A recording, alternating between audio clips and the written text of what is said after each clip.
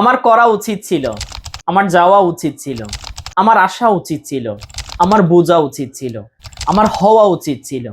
এই কথাগুলোকে আমরা ইংলিশে বলার জন্য চলেন আজকে চেষ্টা করব। সো এই কথাগুলোকে বলার জন্য আমাদেরকে অবশ্যই সাবজেক্ট কিংবা পার্সনের পরে আমাদেরকে শুড হ্যাভ নিয়ে আসতে হয়। আর আমরা জানি শুড হ্যাভ কে যখন আমরা কন্ট্রাকশন করে ব্যবহার করি কিংবা সংক্ষিপ্ত রূপটা ব্যবহার করি তখন এটাকে বলতে হয় শুড হ্যাভ।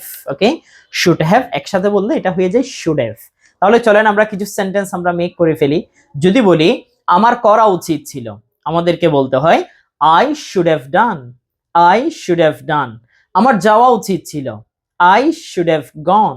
আমার আসা উচিত ছিল, আই শুড হ্যাভ কাম। আমার চেষ্টা করা উচিত ছিল, আই শুড হ্যাভ ট্রাইড। আমার খাওয়া উচিত ছিল, আই শুড হ্যাভ ইটেন। আমার কল করা উচিত ছিল, আই শুড হ্যাভ কলড। আমার কাজ করা উচিত ছিল, I should have worked.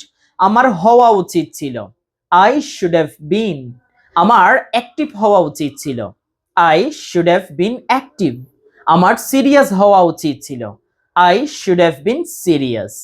আমার ধৈর্যশীল হওয়া উচিত ছিল, I should have been patient. I should have been patient. Thank you so much for watching this video.